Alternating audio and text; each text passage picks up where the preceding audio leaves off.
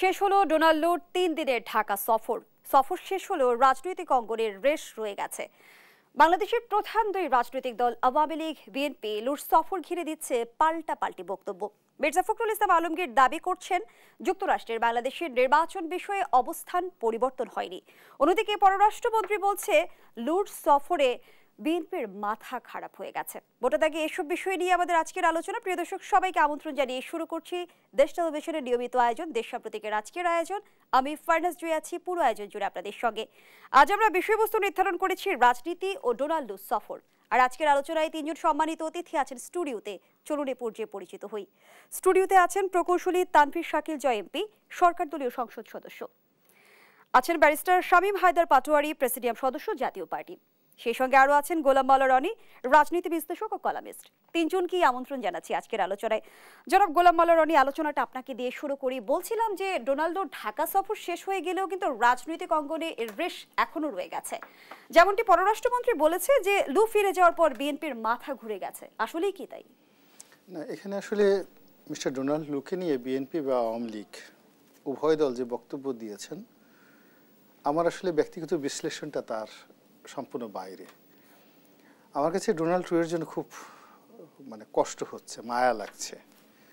আমার যদি সামর্থ্য থাকতো আমি তাকে জড়িয়ে ধরে অনেকক্ষণ কাঁদতাম এবং তাকে খুব সান্ত্বনা দিতাম। একটা মানুষের এত অধঃপতন হয় কি করে? জাস্ট আমরা ছোটোকালে একটা কবিতা পড়েছিলাম, দ্য প্যাট্রিয়ট। একজন মানুষ জনগণের মধ্যে খুব এক আকর্ষণীয় নেতা হিসেবে কোটি কোটি মানুষের মধ্যমণি হিসেবে থাকে এবং সেই মানুষটি রাতারাতি আবার ভিলেন হিসেবে যখন চলে আসে তখন এই কোটি কোটি মানুষ তাকে তুচ্ছ করে, তাচ্ছিল্য করে। তো এবার মিস্টার লুয়ের যে সফরটা, সেই সফরটা ঠিক ওইরকম একটা তুচ্ছ তাচ্ছিল্যের বিষয় ছিল। বাস্তবতা হলো যে মিস্টার ডোনাল্ডো তার যে যোগ্যতা, অভিজ্ঞতা, আমরা তার সম্পর্কে আমাদের বাংলাদেশের মানুষ আমরা সবাই খুব কম জানি। কিন্তু নির্বাচন পূর্ব সময়ে যে কোনোভাবে হোক, সেটা ইউটিউবাররা হোক, বিএনপির লোক হোক বা আওয়ামী লীগের লোক হোক, ইমরান খানের কল্যাণে হোক, তাকে এমনভাবে উপস্থাপন করা হয়েছিল যে পৃথিবীর তাবৎ কূটনীতির যে বুদ্ধি তার মাথার মধ্যে গিজ গিজ গিজ গিজ করে এবং তিনি পারেন না এখনো কোনো কর্ম নেই। তিনি তার হাতে বাঁশি থাকলে বা সিংহা যদি থাকতো, সিংহায় ফুঁক দিলে যা হয় পৃথিবীর এক প্রান্ত থেকে অপর প্রান্ত ধ্বংস হয়ে যায়। এরকম আমরা তার সম্পর্কে ভয় ভ্রান্তি হচ্ছিল। ছোটোকালে আমরা একটা কবিতা পড়তাম আবদার রশিদের, যে লোকটা শুধু কর্ত বড়াই, ভাঙতে পারি লোহার কড়াই, শুনে সবাই কাঁপতে ডরে, খিল লাগিয়ে থাকতে করে। লু সম্পর্কে আমাদের ঠিক 2023 সনের নভেম্বর মাস পর্যন্ত ওইরকমই একটা অবস্থা ছিল। কিন্তু পরবর্তীতে দেখা গেল যে আমেরিকার যে মিস্টার লু, পিটার ডি হাস, ব্লিংকেন, আজরা জিয়া, অন্য যে নামগুলো আমাদের দেশে খুব জনপ্রিয় হয়ে পড়েছিল ত্রাতা হিসাবে, অনেকে তাকে আব্বা ডাকার চেষ্টা করেছেন, অনেকে ভগবান ডাকার চেষ্টা করেছেন। পরে দেখা গেল যে ওনারা সবাই আসলে আওয়ামী লীগের বি টিম হিসাবে এবং ভারতের সি টিম হিসাবে এখানে যে গেমগুলো খেলেছেন এবং সেই গেম খেলতে গিয়ে তারা সব পক্ষের নিকট অপ্রিয় হয়ে পড়েছেন। ভারতের একজন সম্মানিত রাষ্ট্রদূত তিনি বলেছেন যে পিটার ডি হাসকে ধমক দেওয়া হয়েছে, বকা দেওয়া হয়েছে এবং সেই বকা খেয়ে তিনি সেখান থেকে বাংলাদেশ থেকে পালিয়ে গেছেন। তো এই যে বক্তব্যগুলো, এটা আমেরিকা আবার বলছে যে না, ঠিক ওইরকমভাবে বকা দেওয়া হয়নি বা আমরা ওইভাবে পালিয়ে যাইনি, এই কথাগুলো। তখন যে পিটার ডি হাসকে একজন বলল ভগবান, সে যদি ভগবান পালিয়ে যায় তাহলে ওই ক্যাপ্টেন কুক, জেমস কুক, তার যে অবস্থা হয়েছিল ঠিক ওইরকম অবস্থা হয়েছে মিস্টার পিটার ডি হাস এবং এখন যিনি আছেন মিস্টার ডোনাল্ডো। তো এইবার তিনি এলেন, তিনি ডক্টর হাসান মাহমুদের সঙ্গে দেখা করেছেন। প্রতিবার যখন এই আমেরিকার যারা লোকজন আসে ফটাফট করে ইংরেজিতে কথা বলে, পায়ের উপর পা তুলে নবাবী স্টাইলে বসে। কিন্তু এইবার হাসান মাহমুদের সাহেবের সামনে যখন উনি গেছেন, ওনার যথেষ্ট বিনয় ছিল। As it is doctor Hasan Mahmud is a big boss এবং তার সামনে একেবারে অনুগত ছাত্রের মতো তিনি বসেছেন। এটা দেখে আমার বাঙালি জাতীয়তাবাদ আমার মধ্যে একেবারে উত্থাল পাতাল শুরু করে দিয়েছে। I was very happy. Secondly হলো উনি শুনলাম যে মাননীয় প্রধানমন্ত্রীর সঙ্গে একটা বৈঠক করার জন্য উনি বিভিন্নভাবে চেষ্টা করেছেন। প্রধানমন্ত্রী গণভবনে বৈঠক করবেন, এটা একেবারে অসম্ভব বিষয়। প্রধানমন্ত্রী আগে বলেছেন যে ঠিক আছে, হয়তো এরকম যে তুমি সালমান এফ রহমান সাহেবের সাথে যাও, খাওয়া দাওয়া করো, শেয়ার মার্কেট সম্পর্কে স্টাডি করো, ব্যাংক বিমা সম্পর্কে জানো, এবং কিভাবে সালমান এফ রহমানের যে স্টাইল, রাজনীতির স্টাইল, পোশাক, ড্রেস কোড, এগুলো আগে শিখো। তারপরে ধীরে ধীরে রাজনীতি শেখার পরে এরপর পরবর্তীতে দেখা যাবে যে তোমার সাথে কি হবে। তো এই অবস্থাতে উনি সবার সাথে বৈঠক টৈঠক করে সবার শেষে চমৎকার একটি কাজ করেছেন। সেটা হলো আমাদের বোনদের একটা সংগঠন আছে, মহিলা ক্রিকেট টিম, মিস্টার পিটার ডিহাস, এবং উনি এই মহিলা ক্রিকেট টিমের সঙ্গে একটা প্রীতি ম্যাচ খেলেছেন, ক্রিকেট খেলা খেলেছেন, এবং সবাইকে সালাম দিয়ে, মানে কোথায় চলে গেছে যেখানে এই সালামের জন্য তারা পুরো ফিলিস্তিনকে মাটির সঙ্গে গুঁড়িয়ে দিচ্ছে, সেই মিস্টার ডোনাল্ডো বাংলাদেশে এখন সবাইকে আসসালামু আলাইকুম বলতেছে আরবি ভাষায়। তো বোঝার চেষ্টা করেন যে লু হাওয়া, এটা এখন বাংলাদেশের জন্য বসন্তের হাওয়া হয়ে গিয়েছে আওয়ামী লীগের জন্য। আর আমেরিকার যে অবস্থা, তারা সবসময় শক্তের ভক্ত, নরমের জম, এবং আওয়ামী লীগ এই মিস্টার ডোনাল্ড এবং আমেরিকাকে যে শিক্ষাটা দিতে পেরেছে, তো এই শিক্ষার ফলশ্রুতিতে রাতারাতি ডোনাল্ড ট্রাম্পের যে একেবারে 180 ডিগ্রি অ্যাঙ্গেলে যে পরিবর্তন, তার যে আগমনটা এভাবে যেভাবে হওয়া উচিত ছিল, তার যে প্রস্থানটা, তিনি যে চলে গেছেন, এখানে তিনি কবে এলেন আর কবে গেলেন, এখানে অনেক লোকজন আছে তারা খোঁজ রাখেন না। আপনি বলছিলেন যে নির্বাচনের আগে ডোনাল্ডো এক ধরনের ভীতির সঞ্চার করেছিল, সেখানে কিন্তু আওয়ামী লীগ সাধারণ সম্পাদক এবার প্রশ্ন রেখেছেন যে ডোনাল্ডো যুক্তরাষ্ট্রের দক্ষিণ ও মধ্য এশিয়া বিষয়ক সহকারী পররাষ্ট্রমন্ত্রী, তার সফর নিয়ে এত মাতামাতি কেন? যুক্তরাষ্ট্রের এজেন্ডা আছে, আমরা কাউকে দাওয়াত করে আনিনি। উনি সঠিক বলেছেন, উপযুক্ত কথা বলেছেন। উনি ভদ্রলোক মানুষ, উনি ইচ্ছা করলে আরও মন্দ কথা বলতে পারতেন যে মিস্টার ডোনাল্ডো বাংলাদেশে আসছেন মূলত বিমান বিক্রি করার জন্য, এরপরে নিবেদন করার জন্য কি করে আমাদের যে সেন্ট মার্টিন দ্বীপ আছে সেখানে কিছু একটা করা যায় কিনা, ডিয়াগো গার্সিয়ার মতো। তারপরে আমাদের অনেকগুলো আমেরিকান কোম্পানি আছে, যেগুলো কোম্পানির কাজকর্ম তারা ঠিকমতো করে না, এদের অনেক বিল আটকে আছে বাংলাদেশে। তো সেই বিলগুলো যেন, মানে আমেরিকার অর্থনীতির অবস্থা ভালো না, এই বিল কেন যেন রাতারাতি ছেড়ে দেওয়া হয়। তো এই সমস্ত ব্যাপারে মূলত একটা বান্স, মানে অনেকগুলো ফুলের তোড়া দিয়ে যেমন একটা বান্স করে, এরকম অনেকগুলো রিকমেন্ডেশন, আবেদন, নিবেদন, এগুলো নিয়ে আসছেন। এবং সবার শেষে উনি যেটা বলেছেন যে নির্বাচনের আগ পর্যন্ত যে একটা বিরূপ পরিস্থিতির সৃষ্টি হয়েছে, আমরা ওই দিকে আর তাকাতে চাই না, মানে তারা তাকাতে, ওরা মানে তারা তওবা করতে চায়, মানে অতীতে যে কাজগুলো করেছে ওটার জন্য তারা ভুল স্বীকার করতে চায়, তওবা করতে চায়, মাপ চাইতে চায়, এবং সঠিক পথে ফিরে আসতে চায়, আওয়ামী লীগের সঙ্গে বন্ধুত্ব করতে চায়। এর চেয়ে আর সাদা ফকফকে কোনো কথা থাকতে পারে না। ধন্যবাদ জানাচ্ছি জনাব গোলাম মাওলা রনি। ব্যারিস্টার শামীম হায়দার পাটোয়ারি, আমরা যদি 17 মাসের সমীকরণ দেখি, 17 মাসে ডোনাল্ডো 3 বার ঢাকা সফরে এসেছে। সেই জায়গা থেকে আবার নির্বাচনের আগের বাস্তবতা, নির্বাচনের পরের বাস্তবতা যদি আপনাকে কম্পারিজন করতে বলি, কি পরিবর্তন দেখলেন? একটা তো ছিল যে ডেফিনেটলি স্যাংশন দেওয়ার পর একটা টানাপোড়েন ছিল, এবং সেখানে অনেকেই মনে করেছিল, অনেক রাজনৈতিক দল, যে America will come as a avatar এবং ইলেকশন হতে দেবে না, বা ইলেকশন ইনক্লুসিভ হবে, অথবা সেখানে কোনো না কোনোভাবে সরকার বাধ্য হবে একটা কম্প্রোমাইজ হিসেবে যেতে। সেটা সরকার ওভারকাম করেছে নানাভাবে। নাও রনি ভাই তো খুব স্যাটায়ার করে বলেন কোনটা রিয়েলি বলছেন আর কোনটা স্যাটায়ার, এটা পার্থক্য করা খুব কঠিন, এই জন্য আমরা কনফিউজড হয়ে যাই। তবে আমেরিকানরা তাদের মুখ্য উদ্দেশ্য ছেড়ে দেবে, এটা কখনো বিশ্বাসযোগ্য না। মূল উদ্দেশ্যটা তাদের কি ছিল? একটা ছিল বাংলাদেশে একটা মোটামুটি অংশগ্রহণমূলক ভোট করা, এটা তারা প্রাইমারিলি ফেল করেছে। এবং ভোটের আগে আগে G20 যে সামিট হয়েছে সেখানে জো বাইডেন ছিলেন, বাংলাদেশ G20 মেম্বার না হওয়া সত্ত্বেও বাংলাদেশও ছিলেন, এবং সেখানে গার্ডেন পার্টিতে মোদি সাহেব সহ এবং জো বাইডেন সহ মাননীয় প্রধানমন্ত্রী আলাপ হয়েছে। হয়তোবা সেখানে একটা আইস ব্রেকিং হতে পারে, we don't know. But then again এইখানে আমেরিকার প্রাইম ইন্টারেস্ট কি হতে পারে? এটা ইকোনমি আমি বিশ্বাস করি না, কারণ বাংলাদেশের ইকোনমি মহারাষ্ট্রের থেকেও ছোট, সেখানে আমেরিকা হতে পারে ইকোনমিক ইন্টারেস্ট, কিন্তু সেটার জন্য লু সাহেব 3 বার আসবেন। তাদের মুখ্য উদ্দেশ্য আমি মনে করি ইন্দো প্যাসিফিক, অর্থাৎ বাংলাদেশ যেন বিআরআইতে না যায়। সেটা ইতিমধ্যে বাংলাদেশ সামহাউ সরে আসছে। 16 সাল 17 সাল পর্যন্ত বাংলাদেশ বিল্ড অ্যান্ড রোড ইনিশিয়েটিভের বিগ ফ্যান ছিল, ওপেনলি এই বিষয়ে কথা বলেছে, কিন্তু তারপর থেকে একটা স্থবিরতা এবং ভোটের আগে আগে ইন্দো প্যাসিফিক ফ্রেমওয়ার্ক দিয়েছে, যেটা একটা ফ্রেমওয়ার্ক, সেটার মধ্যে কিন্তু আসলে কোনো কমিটমেন্ট নাই। আমার মনে হয় তারা এখন একটা ফার্ম কমিটমেন্ট যেতে যাচ্ছে বাংলাদেশের কাছে ইন্দো প্যাসিফিকের বিষয়ে। বাংলাদেশ এখন ইন্দো প্যাসিফিকের কমিটমেন্ট দিতে পারবে কিনা, এটি একটি মানে $1 ট্রিলিয়ন কোশ্চেন। পারতে পারে যদি বাংলাদেশের ইকোনমিক অবস্থা খুব স্ট্রং থাকতো, অর্থনীতির এখন যে অবস্থা, কিছু চাইনিজ ফান্ড ছাড়া, কিছু চাইনিজ ইনভেস্টমেন্ট ছাড়া, কিছু চাইনিজ লোন ছাড়া বাংলাদেশ এখান থেকে রিকভারি করার কোনো চান্স আপাত দৃষ্টিতে নাই। তাহলে চায়না আপনাকে কি টাকা দিবে ইন্দো প্যাসিফিকে যাওয়ার জন্য, বা ইন্দো প্যাসিফিকে গেলে আপনাকে টাকা দিবে? ঠিক এই জায়গায় অসাধারণ জাগলিং করেও বাংলাদেশ একটা সেলফ পারপিচুয়েট ট্র্যাপে পড়ে যাচ্ছে আস্তে আস্তে আস্তে আস্তে ইকোনমির কারণে। এবং যে কারণে বাংলাদেশের চাইনিজ ফান্ড লাগবে, আবার আমেরিকা বাংলাদেশের লাস্ট ইলেকশন নিয়ে ওভারলুক করেছে বা সাইলেন্ট স্পেক্টেটর ছিল বা কমেন্ট করেনি বা স্যাংশন বাড়ায়নি। এটা কিন্তু মূল উদ্দেশ্য একটাই, বাংলাদেশ যেন চাইনিজ বলয়ে না যায় অথবা বাংলাদেশ যেন ইন্দো প্যাসিফিকে আসে।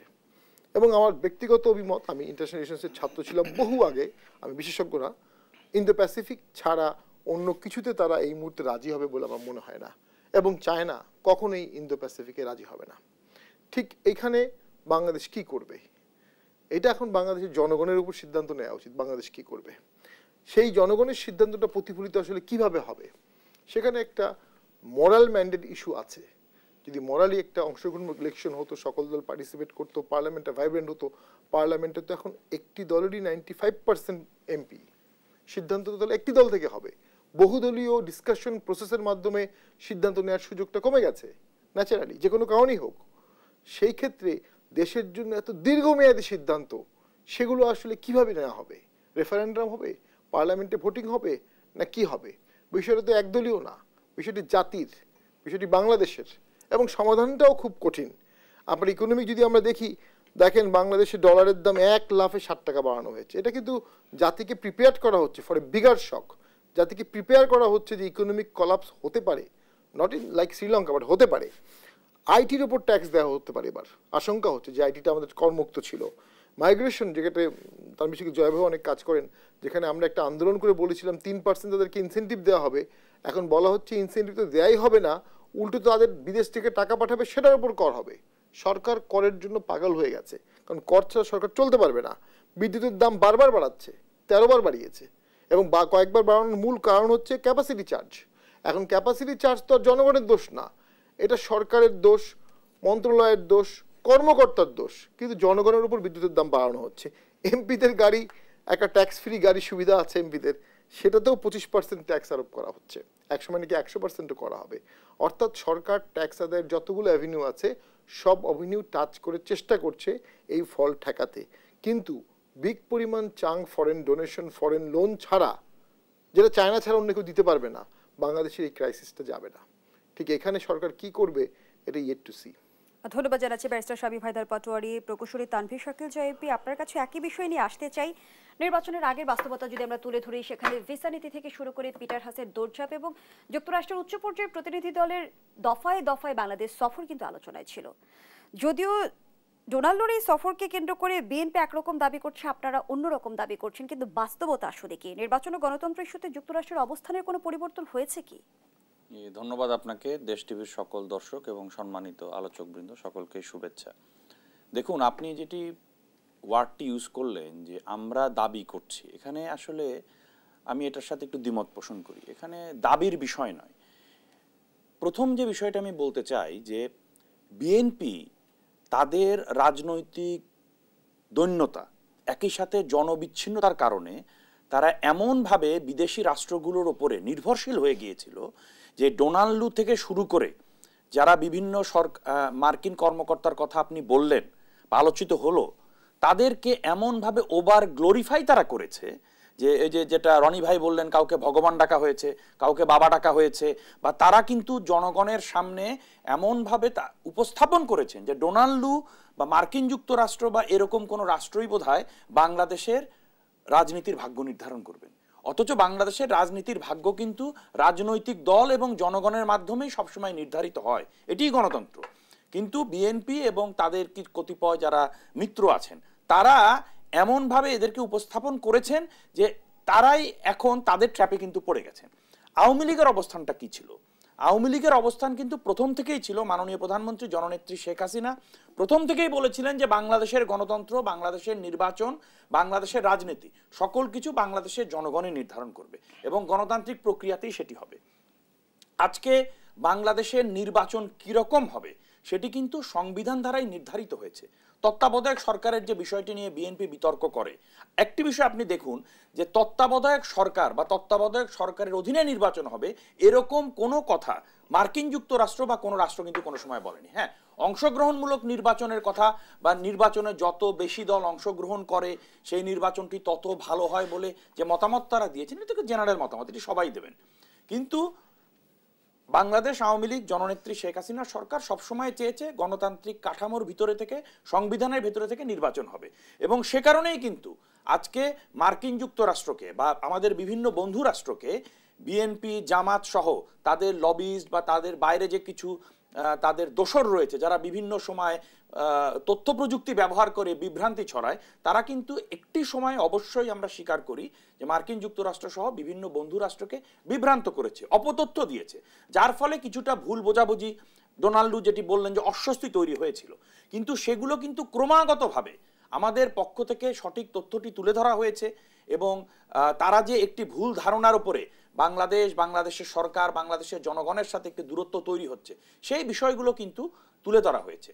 আপনি এখন আসুন নির্বাচনের ক্ষেত্রে আজকে নির্বাচন কমিশন কিন্তু তার সক্ষমতা দেখিয়েছে যে তারা একটি অবাধ, সুষ্ঠু, নিরপেক্ষ নির্বাচন করতে পারে। এখানে সম্মানিত পাটোয়ারি ভাই যে কথাটি বললেন যে হ্যাঁ অংশগ্রহণমূলক নির্বাচন, এখন বিএনপি নির্বাচনে আসেনি, এটি অবশ্যই দুর্ভাগ্যজনক। আমরাও চেয়েছিলাম যে বিএনপি কেন, সকল রাজনৈতিক দল আসবে, কিন্তু বিএনপি সহ তাদের কিছু মিত্র যারা আছেন তারা কিন্তু এই রকম ভুল সিদ্ধান্ত বারবার নিচ্ছেন। আপনি দেখেন 2014 সালে তারা নির্বাচনে গেল না, আগুন সন্ত্রাস করলো, হাজার হাজার মানুষকে পুড়িয়ে মারলো। 2015 সালে তারা সেই তথাকথিত অবরোধের মাধ্যমে তারা জনবিচ্ছিন্ন হয়ে গেল। 2018 সালের নির্বাচনে তারা পরাজিত হয়ে নির্বাচনকে বিতর্কিত করার চেষ্টা করলো। এবারও কিন্তু তারা দেখুন যখন সন্ত্রাসের পথে তারা চলে গেল 28 তারিখে, তারপরে কিন্তু তারা যখন জনগণ দ্বারা প্রত্যাখ্যিত হলো, তখন কিন্তু তারা নির্বাচনে বুঝলো যে নির্বাচনে যে তাদের আসলে কোনো লাভ হবে না, এবং তারা যখন নির্বাচনের পথ থেকে সরে আসলো। দেখুন একটি বিষয়, আজকে মার্কিন যুক্তরাষ্ট্র বা আমাদের বন্ধু রাষ্ট্র যেগুলো আছে, কোনো রাষ্ট্রই কিন্তু কোনো সময় কোনো রাজনৈতিক দলকে এই পথে সমর্থন করবে না যে আপনি নির্বাচন বর্জন করছেন, আপনি অন্যভাবে ক্ষমতায় আসেন, আমি আপনাকে ক্ষমতায় বসিয়ে দেব। কিন্তু জনাব তানভীর শাকিল, যে আপনি বলছিলেন যে বিএনপির বিদেশ নির্ভর রাজনীতির কথা, একই অভিযোগ কিন্তু বিএনপি আপনাদের বিরুদ্ধেও করে থাকে।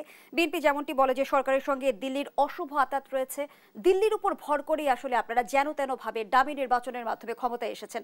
এই সকল বিষয়ে আপনার বক্তব্য জানতে চাই। একটা বিরতির সময় হয়েছে, বিরতি থেকে ফিরছি। প্রিয় দর্শক, দেশ সম্প্রতিকের রিপোর্ট একটা বিরতি নিচ্ছি, আমাদের সাথেই থাকুন।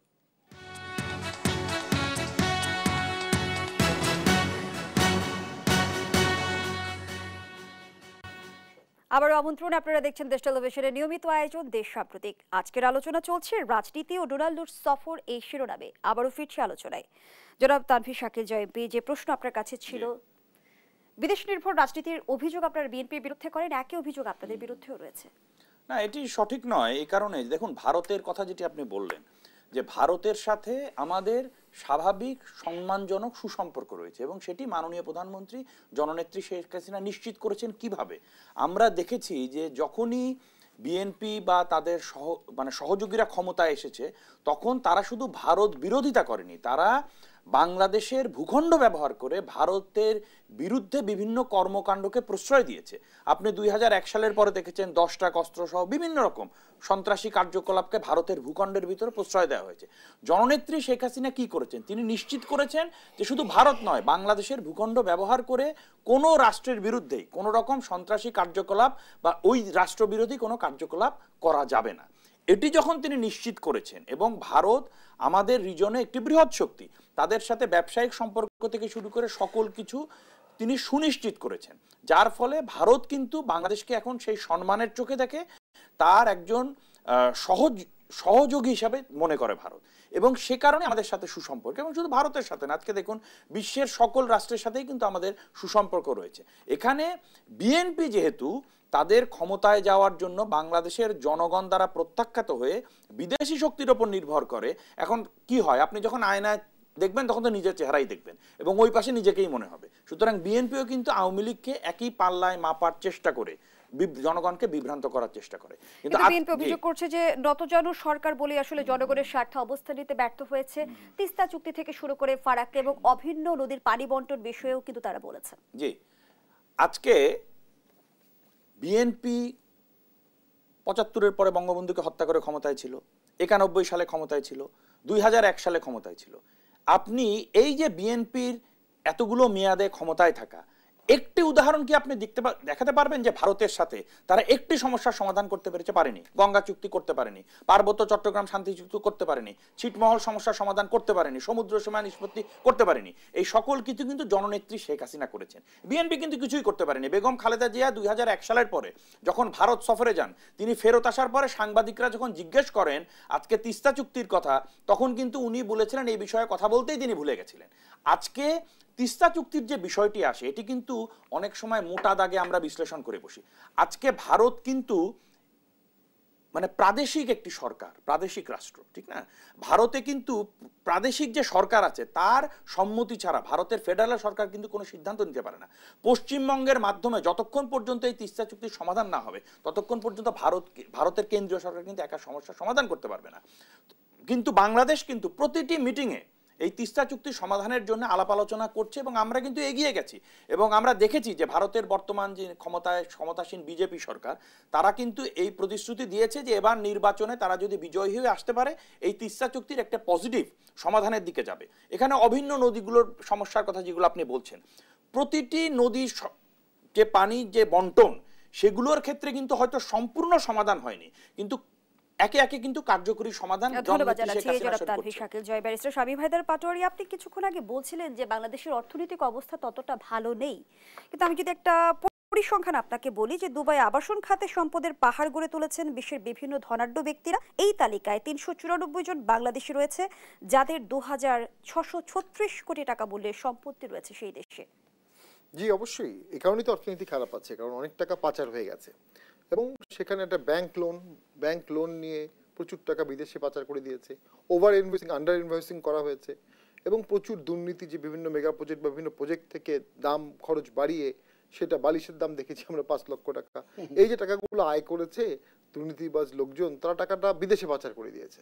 অর্থনীতি মাল্টিপল স্ট্রাগলে পড়েছে, একটা হচ্ছে দুর্নীতি আর এই দুর্নীতি টাকা বিদেশে পাচার করে দেয়া, এবং সরকার প্র্যাকটিক্যালি কিছু নজির স্থাপন করলেও মোটা দাগে এগুলো ঠেকানোর কোনো চেষ্টা করতে পারে নাই, যে কারণে আজকে অর্থনীতি হোঁচট খাচ্ছে। 3 বছর আগে আমাদের মাথাপিছু লোন ছিল 1 লক্ষ টাকা পার ক্যাপিটা, আজকে আমাদের মাথাপিছু লোন 1.5 লক্ষ টাকা। এই যে 0.5 লক্ষ টাকা প্রতি পার ক্যাপিটা লোন বাড়লো, এটা কি প্রোডাক্টিভ খাতে দেওয়া হয়েছে? সব কিন্তু প্রোডাক্টিভ খাতে দেওয়া হয় নাই। অর্থাৎ যে লোনগুলো নেওয়া হয়েছে সেগুলো থেকে আপনি ভালো রিটার্ন পাবেন সেটার কোনো গ্যারান্টি কিন্তু আপাত দৃষ্টিতে নেই, কিছু কিছু আছে। সেক্ষেত্রে লোনগুলো শোধ হবে কিভাবে?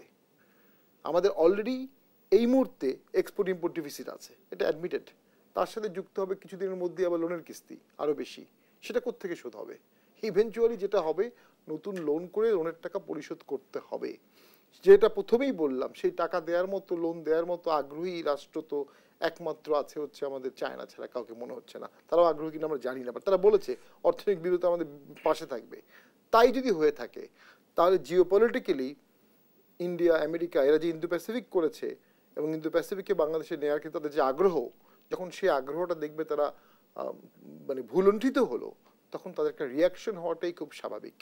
অর্থনীতির নড়বড়ে অবস্থায়ও কিন্তু আমরা বিভিন্ন সময় দেখছি যে সরকারি কর্মকর্তা কর্মচারীরা সম্পদের পাহাড় গড়ছেন, আবার কখনো কখনো রাজনীতিবিদদের রাতারাতি সম্পদ 500 গুণ পর্যন্ত বৃদ্ধি পাচ্ছে। সেটি কিভাবে হচ্ছে? দুর্নীতি কারণেই হচ্ছে, এবং যেটি হচ্ছে একটি দুর্নীতি করে আপনি একটি চক্রের মধ্যে থেকে আপনি সেখানে খুব সুন্দর বিদেশে টাকা পাচার করে সেফলি থাকতে পারছেন। এরপরে কখনো কখনো কারো কারোর বিরুদ্ধে মামলা মোকদ্দমা হয়, সেগুলোতে খুব একটা শাস্তি হচ্ছে না। এবং ফ্রন্ট ফেসে যে লোকগুলো আছে তাদের পিছনে আরও অনেক লোক আছে যারা এই দুর্নীতির সাথে জড়িত। ডেফিনেটলি আমি সংসদে বলেছিলাম যে সরকারি কর্মচারী যাদের বিদেশে বাড়ি আছে তাদের তালিকা প্রকাশ করা হোক, এই তালিকা এখনো প্রকাশ হয়নি। সরকারি কর্মচারীদের প্রতি বছর সম্পদের বিবরণী দেওয়া হোক, প্রতি প্রমোশনের আগে স্বীকার করা হোক আমার কোথায় কি সম্পত্তি আছে। আমাদের এমপিদের কিন্তু একটি পাবলিক ডকুমেন্ট দিতে হয় 5 বছর পর পর, এবং যেটা পত্রিকা এটা পুঙ্খানুপুঙ্খ বিচার করেন যে কত টাকা বেড়েছে। সরকারি কর্মচারীদের সেরকম কিছু নাই। এই যে দায়বদ্ধতাহীন থাকার কারণে দেশটা তো আমলাতান্ত্রিক হচ্ছে, দুর্নীতিবাজদের কাছে দেশটা লিজ দিয়ে দেওয়া হচ্ছে। শর্ত কি? ক্ষমতায় রাখো, ক্ষমতায় থাকতে হেল্প করো। মোটা দাগে ইস্যুগুলো ভাগ হয়ে গেছে। কি কি জিনিস ওভারলুক করলে ক্ষমতা থাকা যাবে, সরকার সেই জিনিসগুলো ফলো করছে, এবং এক্ষেত্রে আওয়ামী লীগ দলগতভাবেও অত্যন্ত ক্ষতিগ্রস্ত হচ্ছে, অন্য দলও হচ্ছে, দেশের গণতন্ত্র হচ্ছে, অর্থনীতিও হচ্ছে। সামনে এই অর্থনীতি থেকে আমি তো আপাত দৃষ্টিতে কোনো উত্তরণের কোনো পথ দেখি না, কারণ উত্তরণের একমাত্র পথ হতো এক্সপোর্ট ডাইভার্সিফিকেশন, যে আমি প্রচুর এক্সপোর্ট করলাম, প্রচুর এক্সপোর্ট করার মতো পণ্য উৎপাদন করলাম এবং সেটার গ্লোবাল চাহিদা আছে। ব্যাপারটা কিন্তু তা হচ্ছে না। আমরা গার্মেন্টসে ঘুরপাক খাচ্ছি। এক্সপোর্ট খুব দ্রুত বাড়ানো সম্ভব হয় না, পৃথিবীর কোনো দেশই পারে না, আমরাও পারবো না। যদি এক্সপোর্ট না বাড়ে, ব্যয় তো অলরেডি বেড়ে গেছে, ব্যয় তো আরও বাড়ছে। সমন্বয় কিভাবে হবে সেটাও কিন্তু প্রশ্ন। সেই সমন্বয়হীনতাটার দিকেই তো দেশ যাচ্ছে। বানরের মতো আমরা 2 হাত উঠছি আবার 4 হাত নামছি, যে কারণে 48 বিলিয়ন থেকে আজকে কিন্তু ক্রেডিবলি বলা হচ্ছে 13 বিলিয়ন আছে। এর আগে কিন্তু 33 বিলিয়নের জায়গায় 22 বিলিয়ন বললে সরকার অত্যন্ত রিয়াক্ট করতো, না 22 না 33, কিন্তু এখন কিন্তু 13 শুনে খুব একটা রিয়াক্ট করছে না, ধন্যবাদ জানাচ্ছি 13 বিলিয়নের জন্য প্রস্তুত করছে। জনাব গোলাম মোল্লা রনি, একদিকে মির্জা ফখরুল ইসলাম আলমগীর বলছে দেশ আওয়ামী লীগ নয় অদৃশ্য শক্তি চালাচ্ছে, আবার সরকার মাফিয়ার রাষ্ট্র প্রতিষ্ঠা করেছে। অন্যদিকে ক্ষমতাসীনরা কিন্তু আবার অভিযোগ করছে যে লুট সফরে আবারও ক্ষমতায় আসার স্বপ্নে চাঙা বিএনপি।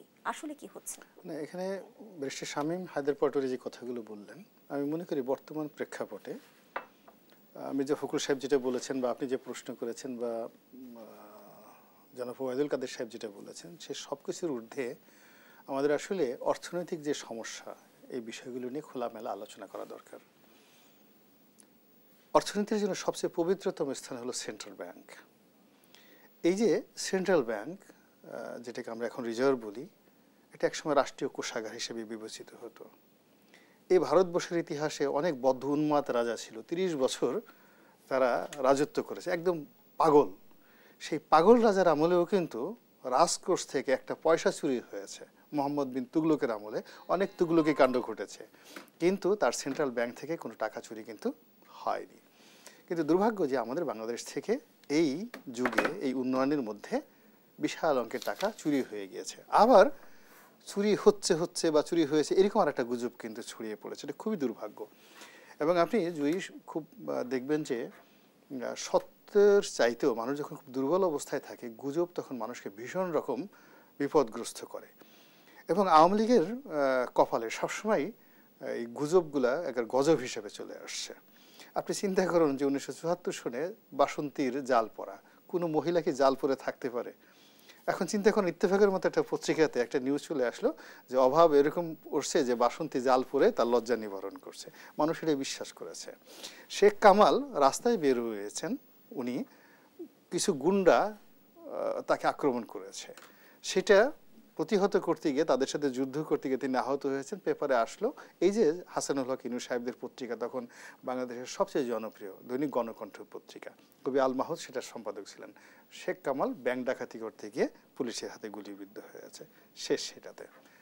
এই একইভাবে বাকশাল, একইভাবে ৭৪-এর দুর্ভিক্ষ, এই জিনিসগুলো আওয়ামী লীগকে তাড়া করেছে। আবার এখন এই যে ব্যাংক লুট, সেন্ট্রাল ব্যাংক লুট, তার সাথে সাথে এই যে এখন যে অর্থনৈতিক যে খাতগুলো, আপনি স্বাভাবিকভাবে চিন্তা করুন যে আমাদের এই দেশের বিদেশের যে ঋণ $110 বিলিয়ন, যেটা আমাদেরকে এই এখন দিতে হচ্ছে, ঋণ দিতে হচ্ছে, তার সাথে সাথে সুদ দিতে হচ্ছে। এবং এটি বছরে অন অ্যাভারেজে, আমি ঠিক অ্যাডজেক্টলি বলতে পারবো না, but not less than $12 billion এই মুহূর্তে আমাদেরকে লোন সহ প্রতি বছর দিতে হবে, এবং এটা প্রতি বছর করে বাড়তে থাকবে। তো $12 বিলিয়ন যদি আপনাকে ঋণ দিতে হয় শুধুমাত্র লোকাল, তার সঙ্গে সঙ্গে আবার আপনি কি করেছেন, স্থানীয় ব্যাংক থেকে টাকা নিয়েছেন, বেতন দেওয়ার জন্য টাকা ছাপিয়েছেন, তার সঙ্গে সঙ্গে আবার বিভিন্ন বন্ড ইস্যু করেছেন। অর্থাৎ আপনার যদি $1.10 বিলিয়ন আপনার বিদেশের লোন থাকে, তার প্রায় দ্বিগুণ লোন রয়েছে লোকাল বিভিন্ন ব্যাংক থেকে, বিভিন্ন জায়গা থেকে, পাবলিকের কাছ থেকে আপনি টাকা নিয়েছেন। এখন এই টাকাগুলো আপনি কোত্থেকে দিবেন? টাকাগুলো দেওয়ার জন্য আপনাকে ওই যে এক্সপোর্ট থেকে টাকা আমদানি করতে হবে, এখান থেকে কর আদায় করতে হবে। তো এইটা না করে বরং এই যে IMF যে সূত্রগুলো দিয়েছে, এই সূত্রগুলো দেওয়ার ফলে, এগুলো ফলো করার ফলে সমস্ত মানুষের জীবনে রীতিমতো নাভিশ্বাস শুরু হয়ে যাবে। সাধারণ মানুষ থেকে শুরু করে এখন দেখবেন যে সংসদ সদস্য যারা জয় বাংলা, জয় বঙ্গবন্ধু ছাড়া কিছুই বুঝে না, তারাও একটা সময় হতাশ হয়ে পড়বেন। এর কারণ হলো আগে পেটে তো খাবার জোগাতে হবে। ঠিক সেই বিপদ এবং বিপত্তির মধ্যে কিন্তু এখন আওয়ামী লীগ পড়ে গিয়েছে। এবং সবচেয়ে বড় ব্যাপার হলো রাজনীতির সবচেয়ে ট্র্যাজেডি, আপনি দীর্ঘদিন যদি খুব কর্তৃত্ববাদী শাসন চালান এবং আপনি যদি রাজনীতিতে আপনার প্রতিপক্ষকে দমন করেন, করে একবার শেষ করে দেন, তখন এই যে দেখেন পৃথিবীটা চলছে, এখানে মহাকর্ষণ শক্তি আছে, উভয় সায়েন্সের ছাত্র আছেন, মাধ্যাকর্ষণ শক্তি আছেন, অভিকর্ষ আছে, এবং পৃথিবীটা একটা গাণিতিক নিয়মে চলে। তো এই গাণিতিক নিয়মের বাইরে পৃথিবী চলে না। এখন আওয়ামী লীগকে সোজা রাখার জন্য আওয়ামী লীগের লোক পারবে না, এখানে চারিদিক থেকে রাজনৈতিক প্রেশার লাগবে, চাপ লাগবে চতুর্দিক থেকে। যে চাপের কথা আপনি বলছিলেন জনাব গোলাম মোল্লা রনি, নির্বাচন বর্জন করে বিএনপি আসলে আওয়ামী লীগকে কতটা চাপে ফেলতে পেরেছে বা কতটা সফল হয়েছে, তারা নাকি বেকায়দায় তারাই পড়েছে, সেই প্রশ্নটা আমি রেখে যাচ্ছি। আবারও বিরতির সময় হয়েছে। প্রিয় দর্শক, দেশ সম্প্রতিকের রিপোর্ট যে আবারও বিরতিতে যাচ্ছি, আমাদের সাথেই থাকুন।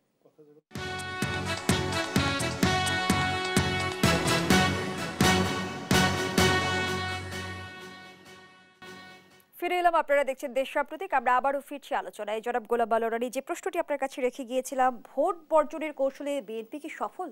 না, এখন বিএনপির সফলতা বা ব্যর্থতা এটা এখন মূল্যায়ন করার সময় আসেনি। এর কারণ হলো এই মুহূর্তে ভোট, নির্বাচন সব কিছু চলে গেছে। ডোনাল্ড লু, আমেরিকা, ভারত, তিস্তা, কোনো কিছু সমস্যা নেই। একমাত্র সমস্যা হলো অর্থনৈতিক সমস্যা। এই অর্থনৈতিক সমস্যার সঙ্গে শুধু আওয়ামী লীগ জড়িত নয়, পুরো দেশ, কাল, জাতি সবাই জড়িত।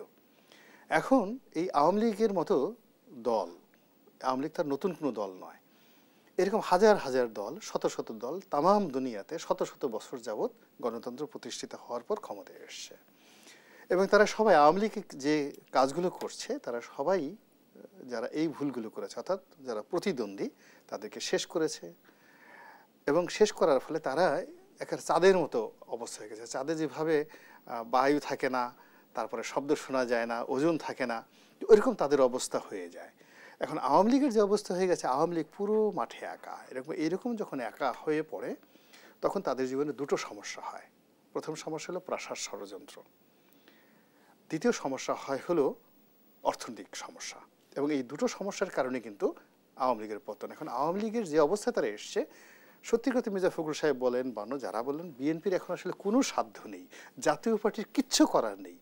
জামাত সারা দিন যদি কোরআন শরীফ পড়ে সমস্ত মসজিদগুলো ভরে ফেলে, তবুও আওয়ামী লীগের কোনো উন্নয়ন হবে না, কিচ্ছু হবে না। আওয়ামী লীগ যে কর্মগুলো করেছে, প্রত্যেকটা কর্মের ফল একেবারে গাছে, মানে কি বলবো, একেবারে পেকে টসটস, রসালো টসটস হয়ে আওয়ামী লীগের জন্য অপেক্ষা করছে। এবং শঙ্খ ঘোষ নামে একজন বিখ্যাত কবি কিছুদিন আগে মারা গেলেন। উন্নয়ন নিয়ে তিনি একটা সুন্দর কবিতা, 3 লাইনের কবিতা, যে দেখ খুলে তোর 3 নয়ন, রাস্তা জুড়ে খড়গ হাতে দাঁড়িয়ে আছে উন্নয়ন। এখানে 3 নয়ন বলতে তুমি তোমার যে হৃদয় আছে, বিবেক আছে, সেই বিবেক দিয়ে তুমি রাস্তায় রাস্তায় খুঁজে দেখো মেট্রো রেলের ভায়াবিলিটিটা কি। রূপপুর পারমাণবিক বিদ্যুৎ কেন্দ্র 1,20,000 কোটি টাকা দিয়ে যে তুমি করেছো, এটার ভায়াবিলিটি কি আছে। এত হাজার কোটি টাকা দিয়ে কর্ণফুলীর নিচ দিয়ে একটা ট্যানেল করেছো, ওইটার ভায়াবিলিটিটা কি আছে। এবং খুঁজলে দেখা যাবে ওই শঙ্খ ঘোষের কবিতার মতো, যে ওই উন্নয়নগুলো, খড়গ মানে কি গদা, এই গদা হাতে রাস্তার মধ্যে দাঁড়িয়ে আছে যারা এই কাজগুলো করেছে তাদের। কেননা এখান থেকে যারা যারা মাল কামানোর, যারা যারা টাকা কামানোর, আপনি প্রথমে যেটা বললেন, ও দুবাইতে তো 2,000 কোটি টাকা, আপনি বলছেন যে দেখেন 20,000 কোটি টাকা। আমি তো 2-4 জন টাউট বাটপারকে চিনি, যারা এক একজনই তো 2,000-2,500 কোটি টাকা শুধুমাত্র দুবাইতে তাদের সম্পত্তির পরিমাণ আছে। যেমনটি বলা হচ্ছিল যে অর্থনৈতিক সংকটে অনেকটাই চাপে সরকার, কতটা উদ্বেগের? তার আগে কয়েকটা কথা বলি। মেট্রো রেলের ভায়াবিলিটিটা, যে ব্যক্তি মিরপুর থেকে মতিঝিলে মাসে একবার যেতে ভয় পেত, সে এখন নিশ্চিন্ত মনে 3 মিনিটে চলে যায়, তাকে জিজ্ঞেস করেন। এলিভেটেড এক্সপ্রেসের ভায়াবিলিটিটা, যে উত্তরার ব্যক্তি কোনোদিনও ধানমন্ডিতে আসবে আতঙ্কগ্রস্ত হয়ে থাকতো, তাকে জিজ্ঞেস করে দেখেন। আজকে ঢাকা থেকে উত্তরবঙ্গের ভায়াবিলিটিটা, আমরা যারা উত্তরবঙ্গে আমাদের নিজস্ব জেলায় যেতে 8 ঘন্টা লাগতো, এখন 3 ঘন্টায় যেতে পারি, তাকে জিজ্ঞেস করতে হবে। ঠিক আছে, আজকে রূপপুর পারমাণবিক প্রকল্পের ভায়াবিলিটি তাকে জিজ্ঞেস করতে হবে, যে দেশের জনগণ একসময় 10 থেকে 12 ঘন্টা 18 ঘন্টা লোডশেডিং এ থাকতো। আজকে এই উন্নয়নগুলো জননেত্রী শেখ হাসিনা করেছেন জন্যই আজকে বাংলাদেশ কিন্তু অর্থনীতিতে, সমৃদ্ধিতে সকল সূচকে উন্নয়ন করেছে। আজকে আমরা বাংলাদেশ স্বাধীন হওয়ার পরে, বঙ্গবন্ধুকে হত্যা করার পরে জিয়াউর রহমান ক্ষমতায় ছিলেন, এরশাদ ক্ষমতায় ছিলেন, বেগম খালেদা জিয়া ক্ষমতায় ছিলেন। শুধু আমি একটি কথা বলি, ঢাকা থেকে সিরাজগঞ্জ, বগুড়া পর্যন্ত একটি রোড করতে পারেননি। একটি রোড করতে পেরেছেন ওনারা, দেখাতে পারবেন? একটি রোডও করতে পারেননি তারা। আজকে কিন্তু পদ্মা সেতুর কথা আমরা বলি, পদ্মা সেতুর স্বপ্ন তো অনেকে দেখেছেন, করতে পেরেছেন পদ্মা সেতু? পদ্মা সেতু তো করতে পারেননি। আজকে পদ্মা সেতুর কারণে দক্ষিণাঞ্চলের জনগণের কি উপকার হয়েছে এটা তাদেরকে জিজ্ঞেস করতে হবে। এসি রুমে ঢাকায় বসে এই গবেষণা করলে কিন্তু হবে না। আজকে বাংলা, আমরা যে অর্থনৈতিক অস্বস্তির কথা বলছি, সংকটের কথা বলছি, বাংলাদেশের অর্থনীতি বৃহৎ হয়েছে, বাংলাদেশের অর্থনীতি বৃহৎ হয়েছে, আমাদের লোনের পরিমাণ বেড়েছে, আমাদের অর্থনীতির প্রবৃদ্ধির পরিমাণ বেড়েছে। হ্যাঁ, অবশ্যই অর্থনৈতিক সংকট রয়েছে, অস্বস্তি রয়েছে, সমস্যা রয়েছে, এটি কোন দেশের অর্থনীতিতে নেই? আজকে আপনি মার্কিন যুক্তরাষ্ট্রের অর্থনীতি দেখেন, সেটিকে ঘাটতিতে নেই, সেটিও বড় রকম। এই যে একটু আগে যে কথাবার্তা হলো, রনি ভাই যে কথাটি বললেন বা পাটোয়ারি ভাই যে কথাটি বললেন যে তারা আজকে বাংলাদেশে কেন আসছে, প্লেন বিক্রি করতে চায়, তারা তাদের বিলগুলো পরিশোধ করতে কেন চায়? তারা যদি এত ভালো অবস্থায় থাকতো তাহলে কি তারা এটি করতে চাইতো না? আজকে কোভিডের পরে বিশেষ করে রাশিয়া ইউক্রেন যুদ্ধ, এই বাস্তবতাগুলোকে চিন্তা করতে হবে। বাংলাদেশ তো মঙ্গল গ্রহের কোনো দেশ না, ঠিক আছে? তো এই সমস্যাগুলো তো সকল দেশকে কিন্তু আক্রান্ত করছে। আজকে আপনি একটি জিনিস চিন্তা করেন, আজকে বিজেপি এত শক্তিশালী একটি সরকার, আজকে বিজেপি নরেন্দ্র মোদীকে তো ম্যাজিক ম্যান বলা হয়ে থাকে, সেই নরেন্দ্র মোদীর সরকার কিন্তু নিশ্চিন্তে নেই। তারা এই নির্বাচনে কিন্তু অস্বস্তির মধ্যে আছে শুধুমাত্র একটি কারণে, কারণ ভারতে যে পরিমাণ অর্থনৈতিক উন্নয়নের কথা তারা বলেছিল, এত উন্নয়নের পরেও চ্যালেঞ্জ কিন্তু রয়ে গেছে, বেকারত্বের হার বেড়েছে। কেন হয়েছে? কারণ বৈশ্বিক যে সংকট। আজকে এখানে বলা হচ্ছে যে সেন্ট্রাল ব্যাংক লুণ্ঠন, সেন্ট্রাল ব্যাংক লুণ্ঠন হয়নি। আজকে সেন্ট্রাল ব্যাংকে যে হ্যাকিংটা ঘটেছে, আজকে যদি আমি চিন্তা করি যে 80-র দশকে তো এরকম হয়নি, বা মোগল আমলে তো এরকম হয়নি, মোগল আমলে ডিজিটাল দেশ দুনিয়া ছিল না, বা 80-র দশকে ডিজিটাল দুনিয়া ছিল না, তখন হ্যাকিং বলে কোনো কথা ছিল না। কিন্তু আজকে ডিজিটাল দুনিয়াতে এই হ্যাকিং বলেন বা মানি সাইফনিং যেটা বলেন, শুধু বাংলাদেশে নয়, আপনি দেখেন বিশ্বের অনেক বড় বড় দেশে, অনেক মর্গান স্ট্যানলির মতো যারা অর্থনৈতিক প্রতিষ্ঠান, তারা কিন্তু এরকম হ্যাকিং এর শিকার হয়েছে। সুতরাং এই বিষয়গুলো বর্তমানে আসলে অর্থ পাচার কিংবা দুর্নীতি দুঃশাসনের বিষয়গুলো কিন্তু আলোচনায় আসছে, সেখানে আসলে কেন সবসময় রাঘব বোয়ালরা না অভিযোগের বাইরে থেকে যাচ্ছে? শুনুন, এখানে একটি বিষয় হলো যে এই যে অর্থ পাচার, অর্থ পাচার কিন্তু ওয়ার্ল্ড ব্যাংকের যে রিপোর্ট, বা এখানে পাটোয়ারি ভাই বললেন যে অর্থ পাচারের সাথে কিন্তু দেখা গেছে যে ব্যবসায়িক যে এন্টিটিগুলো আছে, সেই এন্টিটিগুলো ওভার ইনভয়েসিং, আন্ডার ইনভয়েসিং মাধ্যমে একটি বড় অংশ কিন্তু বড় অঙ্ক কিন্তু দেশের বাইরে চলে গেছে। এখন আপনি বলতে পারেন যে 80-র দশকে আমাদের দেশের অর্থনীতি বা ব্যবসায়িক যে আকার, সেটি কি এরকম ছিল? সেটি কিন্তু এরকম ছিল। তখন কি আন্ডার ইনভয়েসিং, ওভার ইনভয়েসিং হয়নি? ধন্যবাদ জানাচ্ছি। এ পর্যায়ে আমার হাতে আসলে খুব একটা সময় নেই। ব্যারিস্টার শামীম হায়দার পাটোয়ারি, আপনারা নির্বাচন করেছেন এবং দ্বাদশ জাতীয় সংসদ নির্বাচনে আপনারা প্রধান বিরোধী দল। আমরা সংসদের কথা যদি বলি, নির্বাচন করে জাতীয় পার্টি কি অর্জন করেছে না বিসর্জন? না, জাতীয় পার্টি একটু ক্ষতিগ্রস্ত হয়েছে, কারণ আমরা 26টি আসনে যখন নৌকা বন্ধ করে দেওয়া হলো, আমাদের ধারণা ছিল আমরা এখান থেকে প্রায় সবগুলো আসনই পাবো। পরে দেখা গেল মাত্র 10টি 11টি পেলাম। তো সেখান থেকে আমরা ক্ষতিগ্রস্ত অবশ্যই হয়েছি। তবে শুধু আমরা ক্ষতিগ্রস্ত হয়েছি তেমনটি না। জাতীয় পার্টি মঞ্জু, যাদের একটি আসনও নাই, মাইজ ভান্ডারি, বিকল্প ধারা, রুস্তম আলী ফরাজি, উনিও খুব প্রো আওয়ামী লীগ ছিলেন, জাসদ ইনু মাত্র একটা আসনও পাইনি মনে হয়, জাসদ মেনন 2টি আসন পেয়েছে, গণফোরামে মোকাব্বেল ভাই এবং সুলতান মনসুর। গণফোরাম এবং বিএনপি কিন্তু 18 সালে একসাথে ভোট করেছিল, ধানের শীষে ভোট করেছিল। বিএনপি সংসদ থেকে পদত্যাগ করলো, গণফোরামের এই দুজন করলো না। সরকারিতে খুশি হলো, কিন্তু পরবর্তী ভোটে এরা আবার হেরে গেল।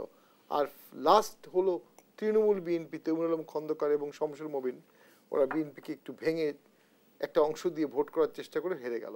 অর্থাৎ আওয়ামী লীগকে যারা সহযোগিতা করতে, বিএনএফ, তো আওয়ামী লীগকে যারা সহযোগিতা করতে চেয়েছে নানাভাবে, ভোটে অংশগ্রহণও কিন্তু এটা সহযোগিতা। যখন দেশে একটি বড় অংশ আপনি ভোট বর্জন করছে, তখন যারা অংশগ্রহণ করছে তারাও সরকারকে সহযোগিতাই করছে, ডাইরেক্টলি ইনডাইরেক্টলি। তো সহযোগিতা করার খায়েশ সবার মিটে গেছে। জাতীয় পার্টি 11টা পেয়েছে, এরা অনেকে কিছুই পায়নি। একটা কথা রনি ভাই তো বললেন যে সরকার কিন্তু একা হয়ে গেছে। বাস্তবেই পলিটিক্যালি সরকার একা হয়ে গেছে। হয়তোবা সরকার একাই থাকতে চায়। আওয়ামী লীগ তার বিশাল কর্মী বাহিনী, পুলিশ এবং প্রশাসন থাকলে তারা ভাবছে যে আর কোনো দলের প্রয়োজন নাই। 2005 সালে প্রয়োজন ছিল, 2094 সালে প্রয়োজন ছিল, আরও আগে প্রয়োজন ছিল, অনেকবারই প্রয়োজন হয়েছে। এখন দীর্ঘদিন ক্ষমতা থাকার কারণে একটা একদলীয় শাসন তৈরি হয়ে গেছে, যেটা আমি বললাম 95% এমপি তো একটি দলের। তো সেই একদলীয় শাসন দেশের জন্য মঙ্গল কি আনবে? মঙ্গল তো পৃথিবীর কোনো দেশে আনেনি, চায়না এনেছে, ঠিক আছে, আরও 2-1টি দেশে এনেছে। তো সেটার প্রেক্ষাপট তো ভিন্ন, বাংলাদেশের প্রেক্ষাপট তো সম্পূর্ণ ভিন্ন। অন্য দেশের মডেল বাংলাদেশে কখনো কাজ করবে। আমরা আমাদের আয়োজনের একেবারেই শেষ পর্যায়ে তিনজনকে অসংখ্য ধন্যবাদ জানাচ্ছি। প্রিয় দর্শক, এখানেই শেষ করছি দেশ সম্প্রতিকের আজকের আয়োজন। ধন্যবাদ আমাদের সাথে থাকার জন্য।